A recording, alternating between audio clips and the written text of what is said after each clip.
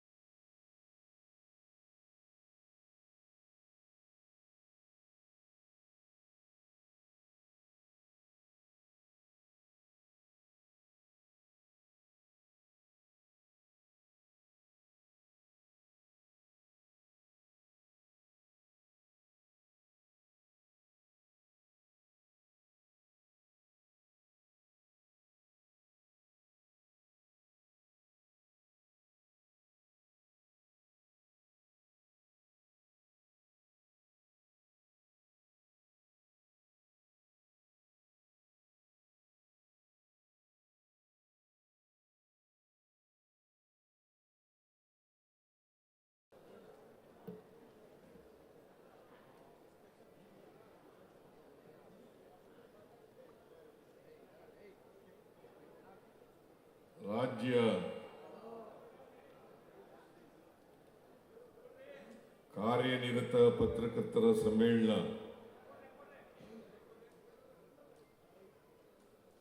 ಈ ವರ್ಷ ತುಮಕೂರಿನಲ್ಲಿ ನಡೀತಾ ಇದೆ. ಈ ಕಾರ್ಯಕ್ರಮದಲ್ಲಿ ಮುಖ್ಯ ಅತಿಥಿಗಳಾಗಿ ಭಾಗವಹಿಸಿರ್ತಕ್ಕಂಥ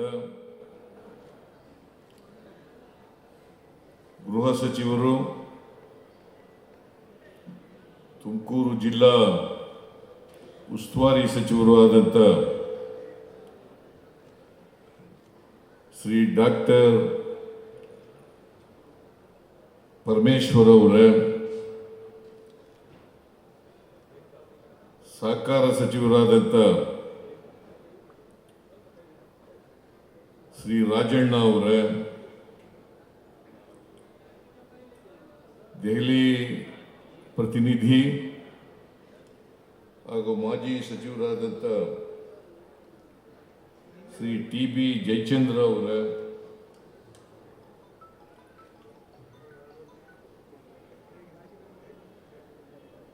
KSRTC ಅಧ್ಯಕ್ಷರು, ಶಾಸಕರು ಆದಂಥ ಗುಬ್ಬಿ ಶ್ರೀನಿವಾಸ್ ಅವರ,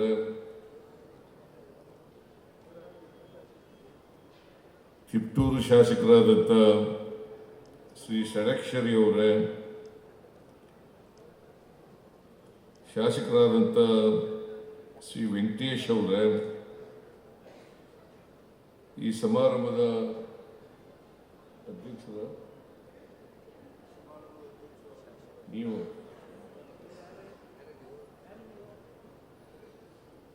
ಶಾಸಕರಾದಂಥ ಜ್ಯೋತಿ ಗಣೇಶ್ ಅವರೇ, ಮೇಲ್ಮನೆಯ ಸದಸ್ಯರುಗಳಾದಂಥ ಶ್ರೀ ರಾಜೇಂದ್ರ ಅವರೇ, ಚಿದಾನಂದ ಅವರೇ, ಮಾಜಿ ಸಚಿವರಾದಂಥ ಶ್ರೀ ಸೊಗಡು ಶಿವಣ್ಣ ಅವರೇ, ಅದು ಹೇಳಿದ್ರೇನೆ ಗೊತ್ತಾಗಲ್ಲ ಕಣೆ ನಿನಗೆ, ಬರೀ ಶಿವಣ್ಣ ಅಂದ್ರೆ ಗೊತ್ತಾಗಲ್ಲ.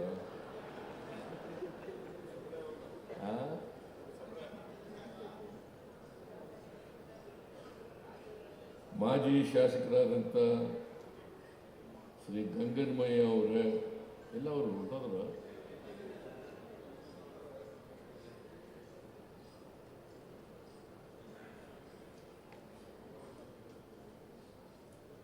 ಈ ಸಮಾರಂಭದ ಅಧ್ಯಕ್ಷರಾದಂಥ ಶ್ರೀ ಶಿವಾನಂದ ತಗಡೂರವರ,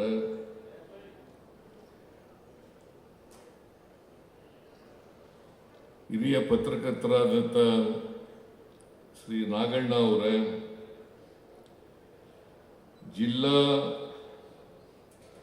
ಪತ್ರಕರ್ತರ ಸಂಘದ ಅಧ್ಯಕ್ಷರಾದಂಥ ಶ್ರೀ ಪುರುಷೋತ್ತಮ ಅವರೇ, ವೇದಿಕೆ ಮೇಲಿರ್ತಕ್ಕಂಥ ಇತರ ಎಲ್ಲ ಆಹ್ವಾನಿತ ಗಣ್ಯರೇ,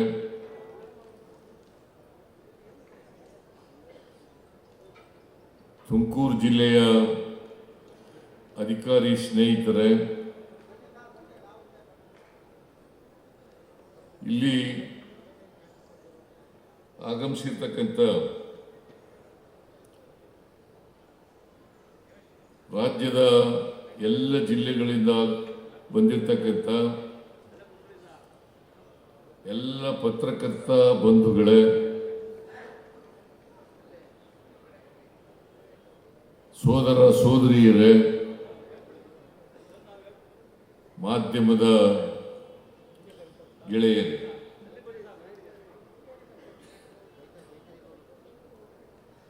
ಕಲ್ಪತರ ನಾಡು ಅಂತ ಕರೀತಾರೆ ತುಮಕೂರನ್ನು. ಈ ಕಲ್ಪತರ ನಾಡಿನಲ್ಲಿ ಇದೇ ಮೊದಲನೇ ಬಾರಿಗೆ ರಾಜ್ಯ ಮಟ್ಟದ ಕಾರ್ಯನಿರತ ಪತ್ರಕರ್ತರ ಸಮ್ಮೇಳನ ನಡೀತಾ ಇದೆ.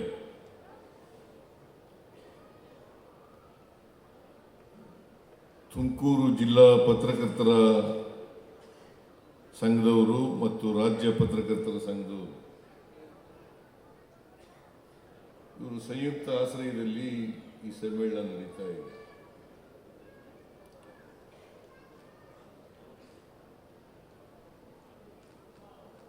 ನಾನು ದಾವಣಗೆರೆಗೂ ಹೋಗಿದ್ದೆ, ಬೇರೆ ಜಿಲ್ಲೆಗಳಲ್ಲಿ ನಡೆದಂಥ ರಾಜ್ಯ ಮಟ್ಟದ ಸಮ್ಮೇಳನಗಳಿಗೂ ಹೋಗಿದ್ದೆ. ಇಲ್ಲೂ ಕೂಡ ಬರಲೇಬೇಕು ಅಂತೇಳಿ ಶಿವಾನಂದ ತಗಡೂರು ಮತ್ತೆ ಪುರುಷೋತ್ತಮ ಇವರೆಲ್ಲ ಬಂದಿದ್ರು. ಬಂದು ಉದ್ಘಾಟನೆ ಮಾಡಬೇಕು ಅಂತೇಳಿ ಒತ್ತಾಯ ಮಾಡಿದ್ರು. ಹಾಗಾಗಿ ಈ ಪತ್ರಕರ್ತರ ಸಮ್ಮೇಳನವನ್ನು ಉದ್ಘಾಟನೆ ಮಾಡ್ತಕ್ಕಂಥ ಅವಕಾಶ ಸಿಕ್ಕಿದೆ. ಈ ಸಮ್ಮೇಳನವನ್ನು ಅತ್ಯಂತ ಸಂತೋಷದಿಂದ ಉದ್ಘಾಟನೆ ಮಾಡಿದ್ದೇನೆ.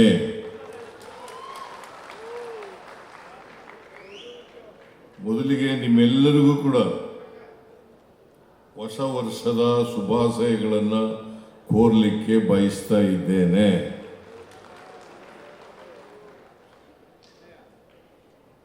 ಈಗಾಗಲೇ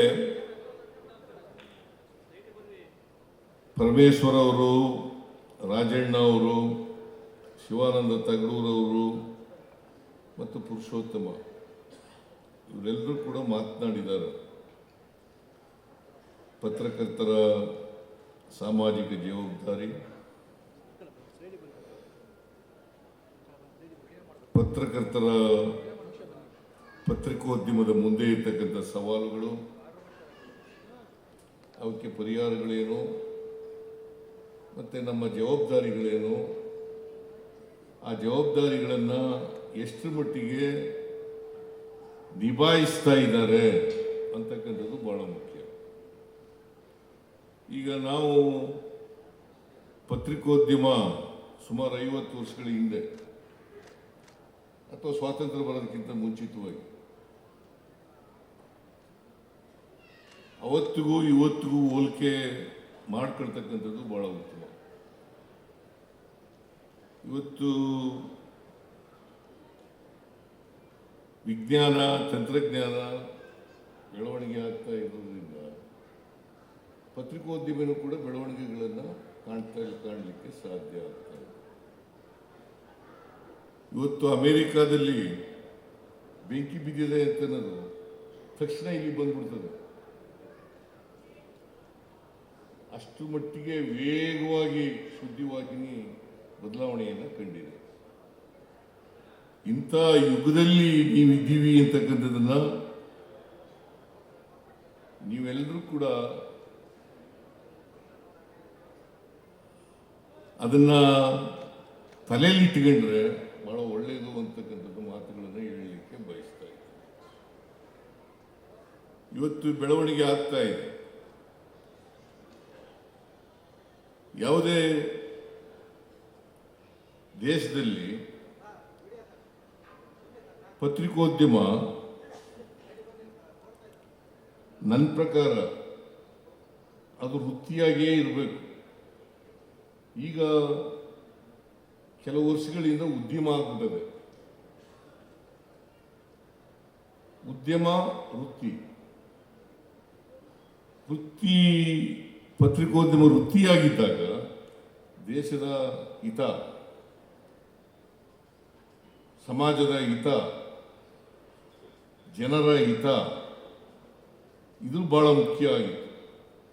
ಈಗ ಉದ್ಯಮ ಆದಮೇಲೆ ಸ್ವಲ್ಪ ಬದಲಾವಣೆಗಳನ್ನು ನಾವು ಕಾಣಲಿಕ್ಕೆ ಸಾಧ್ಯ. ಇದನ್ನ ರಾಜ್ಯದ ಪತ್ರಕರ್ತರು ಎಲ್ಲರೂ ಕೂಡ ಗಮನದಲ್ಲಿ ಇಟ್ಕೋಬೇಕು ಅಂತಕ್ಕಂಥ ಮಾತುಗಳನ್ನು ಹೇಳಲಿಕ್ಕೆ ಬಯಸ್ತಾ ಇದ್ದೇನೆ.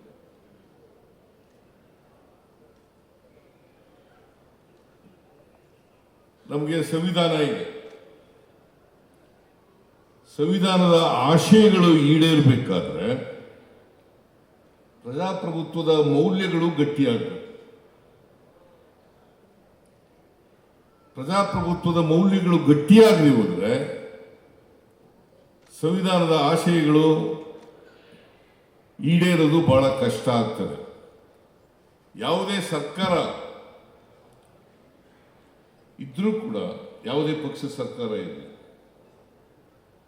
ಆ ಪಕ್ಷದ ಸರ್ಕಾರದ ಉದ್ದೇಶ ಸಂವಿಧಾನದ ಆಶಯಗಳನ್ನು ಈಡೇರಿಸ್ತಕ್ಕಂಥದ್ದು. ಸಮಾಜದಲ್ಲಿರ್ತಕ್ಕಂಥ ಅಸಮಾನತೆ ಏನಿದೆ, ಆ ಅಸಮಾನತೆಯನ್ನು ಹೋಗಲಾಡಿಸದೆ ಹೋದರೆ, ಬುದ್ಧ ಹೇಳಿದ್ದು, ಬಸವಣ್ಣ ಹೇಳಿದ್ದು, ಅಂಬೇಡ್ಕರ್ ಹೇಳಿದ್ದು, ಗಾಂಧೀಜಿ ಹೇಳಿದ್ದು ಎಲ್ಲ ದೇಶದಲ್ಲಿ ಈಡೇರಿಸಲಿಕ್ಕೆ ಸಾಧ್ಯ ಆಗ್ತದೆ? ಈಗ ಅಂಬೇಡ್ಕರ್ ಅವರು ಕೂಡ ಪತ್ರಕರ್ತರಾಗಿದ್ದರು. ಮಹಾತ್ಮ ಗಾಂಧೀಜಿಯವರು ಕೂಡ ಪತ್ರಕರ್ತರಾಗಿದ್ದರು. ಅವತ್ತಿನ ದಿನಗಳು, ಇವತ್ತಿನ ದಿನಗಳು, ಇದನ್ನು ನಾವು ಗಮನದಲ್ಲಿ ಇಟ್ಕೋಬೇಕಾಗಿರ್ತಕ್ಕಂಥದ್ದು ಅತ್ಯಂತ ಅವಶ್ಯ. ಅವತ್ತು ವಸ್ತುಸ್ಥಿತಿಯನ್ನು ಜನರ ಮುಂದೆ ಇಡ್ತಕ್ಕಂಥ ಪ್ರಯತ್ನವನ್ನು ಮಾಡ್ತಾ ಇದ್ದರು. ಇವತ್ತು ವಸ್ತುಸ್ಥಿತಿ ಜೊತೆಗೆ ಮೌಲ್ಯಯುತ ಸುದ್ದಿಗಳು ಜನರಿಗೆ ತಲುಪ್ತಕ್ಕಂಥ ಕೆಲಸ.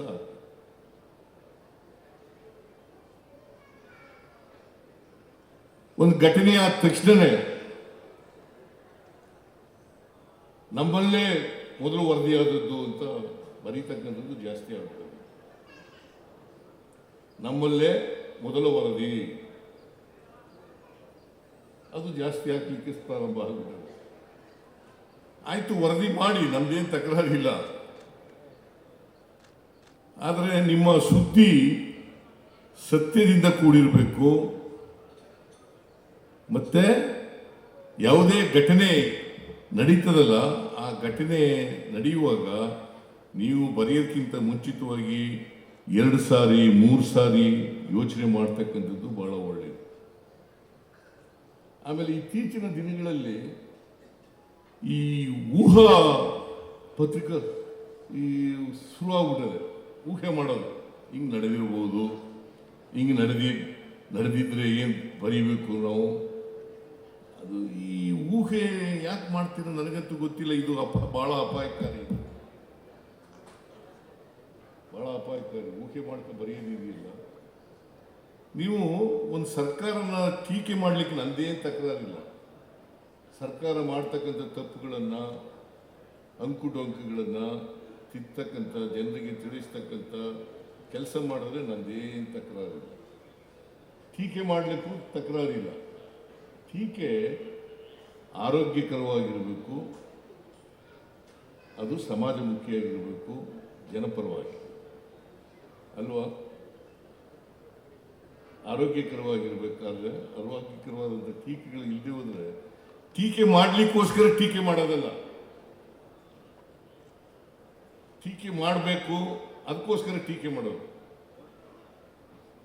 ಅದಕ್ಕೆ ಅವಕಾಶ ಇಲ್ಲ. ಪತ್ರಿಕೋದ್ಯಮದಲ್ಲಿ ಇದೆಯಾ? ನಾನು ಯಾವುದೋ ಮ್ಯಾಗ್ಝಿನ್ ಓದ್ತಾ ಇದ್ದೆ, ಅಲ್ಲಿ ಅದು ಮ್ಯಾಗ್ಝಿನ್ ಏನಪ್ಪ ಅದರ ಹೆಸರು, ಅದರಲ್ಲಿ ಪತ್ರಕರ್ತರ ಕರ್ತವ್ಯಗಳೇನು ಅಂತ ಬರೆದಿದ್ದಾರೆ. ಸ್ವಲ್ಪ ಒಂದೊಂದು ಸಾರಿ ಅದು ನೋಡ್ಕೊಂಡ್ರೆ ಬಹಳ ಒಳ್ಳೆಯದು. ನೀವೇ ಬರೆದಿರೋದು, ನಾನು ಬರೆದಿರೋದಲ್ಲ. ಅದು ಪತ್ರಕರ್ತರ ಕರ್ತವ್ಯಗಳೇನು ಅಂತೇಳಿ ಬರೆದಿದ್ದಾರೆ, ಒಂದು ಪಟ್ಟಿ ಮಾಡಿದ್ದಾರೆ. ಜೊತೆಗೆ ಪತ್ರಿಕೋದ್ಯಮದ ಸವಾಲುಗಳೇನು ಅದನ್ನು ಬರೆದಿದ್ದಾರೆ.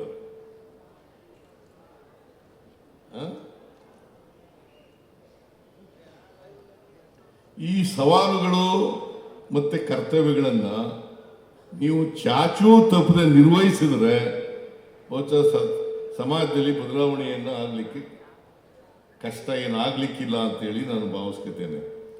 ಈಗ ಸಂವಿಧಾನದಲ್ಲಿ ಭಾಳ ಸ್ಪಷ್ಟವಾಗಿ ಹೇಳ್ಕೊಂಡಿದ್ದೀವಿ,